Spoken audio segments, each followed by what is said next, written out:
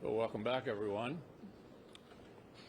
It appears as if the majority leader is hell-bent to try to break the Senate. His argument is that somehow state legislatures across the country are busily at work trying to make it more difficult for people to vote. Of course, that's not happening anywhere in America. 94% of Americans believe it's easy to vote. We had a record turnout last year, the biggest turnout since 1900. It's already against the law to prevent people from voting based upon race. The Voting Rights Act is still intact. So it's appropriate to ask the question, what's going on here? Well, there's been a lot of talk about big lies. Well, the big lie on the other side is that state legislatures controlled by Republicans are busily at work trying to make it difficult for people to vote. If you actually read the legislation that's been passed, it's clearly not the case. And so I think this is an excuse to try to break the Senate. Hypocrisy is not unheard of in politics, but about half the current members of the Democratic Party, when Donald Trump was president and we were in the majority, believed that the legislative filibuster was the essence of the Senate. So I guess where you stand depends upon where you sit. And we anticipate, based on what the majority leader said, he's going to try to break the Senate, break the legislative filibuster, to make some kind of narrow exception. There is no such thing as a narrow exception. No such thing as a narrow exception. This, in my view, is genuine radicalism. And I might add, parenthetically, the executive calendar, a separate function of the Senate, was historically handled with a simple majority until the majority leader came to the Senate during Bush 43's tenure, after which he started routinely filibustering judges. Well, you've followed, we've gone back and forth about how to do the executive calendar. The executive calendar is now back to where it was 20 years ago. The legislative calendar is a totally different thing. So make no mistake about it, this is genuine radicalism. They want to turn the Senate into the House. They want to make it easy to fundamentally change the country. For example, admitting 2 new states, the District of Columbia and Puerto Rico, to have 4 new Democratic senators, or to pack the Supreme Court. Fundamentally change the country.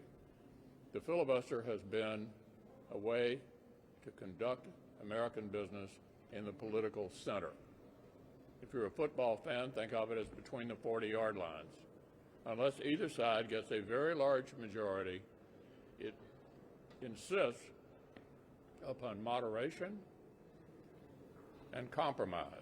If you can't reach moderation and compromise on a particular issue, then it doesn't pass. That's been an important part of American history from the very beginning, and all of that's going to be on the line here, all of it, on the line here, apparently, in the next 2 weeks.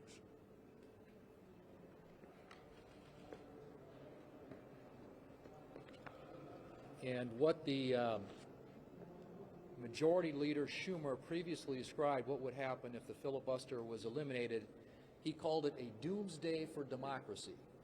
That's from the Majority Leader today, to just highlight the point that our leader just made. And he said that getting rid of the filibuster would make, and I quote, "our country a banana republic where if you don't get your way, you change the rules," end quote. That's from Chuck Schumer just a few years ago. And this letter, to which the leader referred, was signed by a majority of the current sitting Democrat senators, basically saying getting rid of the filibuster would be terrible for the country. They came out in hard opposition back in 2017. And at the time, Republicans were under a lot of pressure, I think, as you know, from our former president to get rid of legislative filibuster. We withstood that pressure because we believe the legislative filibuster is essential not only to the functioning of the Senate, but to the country, because it does provide, as Washington described, that cooling saucer where legislation, things can be cooled down, it gets away from the passions of the moment, creates stability, predictability, moderation, an opportunity for compromise, and where solutions can be found in the center, where you actually have to get Republicans and Democrats working together. It protects minority rights. It is the institution in our democracy that protects minority rights. And what they're talking about doing would create a nuclear fallout unlike anything we've seen. It's called the nuclear option for a reason. That's the reason it's been referred to around here, because everybody realizes what would happen if it ever gets triggered. And they think they can just carve one little thing out and this will all go away. Well, you can't put that genie back in the bottle. When you start getting rid of the legislative filibuster, carve out or otherwise, it's gone. It's a whole new ballgame around here. This would be disastrous for the United States Senate, the institution itself, and it would be disastrous for this country, because it would ensure that in the future, every Senate that comes in would reverse what the previous Senate has done, and you would get into this partisan back and forth, which would make the Senate no different than the House of Representatives and undermine the very essence of what the founders intended the Senate to be all about. So I hope that they will, as the leader pointed out, decide and exercise better judgment, which they did just a few years ago when we had the presidency and when we were majority of the Senate, and get back to legislating the way that this place is supposed to work, and that is in a bipartisan way. Get away from this, partisan, scorched earth strategy they have right now of trying to move their agenda in a partisan way and work with Republicans in a constructive way on the issues that are important to the American people.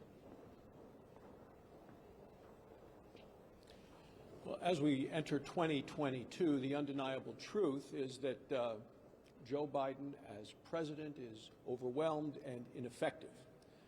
And the vice president, his backup quarterback, it seems every time she touches the ball, it's either a fumble or throws an interception. And the reason I say that is the American people have just lived through the most expensive Christmas ever. In terms of if they were driving to go visit family or friends, the price of gasoline at the pump on Christmas Day was the highest it's ever been on a Christmas day in America. The cost of a gallon of gas is $1 a gallon higher this Christmas than it was last Christmas. And it's not just gasoline. It's Christmas gifts, it's groceries for Christmas. People around the country are struggling and suffering, and the president and vice president think that all they need to do is maybe wave a magic wand and things would get better. That's not the case. The vice president was on CBS, a national news show, the day after Christmas. She was asked about inflation and asked if it was transitory, because remember, for month after month after month, the administration and the vice president and president all said that inflation was transitory. They kept saying it until we hit a 40-year high of inflation. It wasn't a trick question, yet her answer was incoherent and rambling. And by all indications, inflation is going to get even worse coming into this new year. We talked about people who could travel to see friends and family over the holidays, but for many people they couldn't because of the new variant of coronavirus. Many, many people have tested positive. That's if they can even find tests to take. You've seen the lines going around buildings and city after city all around the country because they can't even find adequate testing. Well, Joe Biden had been so obsessed with his vaccine mandate that he ignored requests for more testing and working on treatment. Lots of money has been spent on that. Hundreds and hundreds of millions, actually billions of dollars was put into testing in coronavirus bills, including the one that they passed on a party line vote in March, which was supposed to be about coronavirus relief. And yet, there are not adequate tests in America today. This is what Joe Biden has done to this country. As we go into Joe Biden's second year as president, we have a president who's failed. He's failed on the economy, failed on COVID, failed at the border, and failed on issue after issue, including crime in our cities. The American people deserve better. This president has failed. Well, the Biden administration in its first year passed fewer pieces of legislation than any administration in decades. Actually, about 81 bills were signed into law, 94 under President Trump, 124 under Obama, 109 under George W. Bush. The reason is not the rules, though. The reason is they decided early that they wanted to focus on doing everything that they wanted to do and doing it exactly the way they wanted to do it by doing it themselves. The first bill, the 1.9 American Recovery Act, did a lot of damage to an economy that was already recovering. They got a bipartisan win with the infrastructure bill that I voted for and 18 other Republican senators voted for, but then immediately participated with the House in an effort where the House was going to hold it hostage until they could get enough Senate Democrats to vote for the really big bill that was all kinds of other things and all kinds of new entitlements. At the end, that didn't happen, and they finally went ahead and the House passed the bill we had passed months before. The problem here is not the rules of the Senate. The problem here is acting like you've got a huge mandate when you've barely got a majority in any of the House, the Senate, or a president who was elected not because he had a big mandate to do things, but for totally other reasons. This election wasn't about mandate. He said it was about competence. It was about ability to govern from the middle. Neither one of those have proven to be exactly the way the administration has functioned, and particularly no interest in governing from the middle. The interest has been governing from the extreme edge of not just the party, but the extreme edge of the country. Here we are, folks. We are 4 days into the new year, and the Senate Majority Leader is at it yet once again. He is attempting to bring up voting rights legislation, what they call voting rights legislation in the United States Senate, something that has been rejected already multiple times. And he's doing it using the false narrative that our states can't protect voters' access to voting. And we know that that is a false narrative.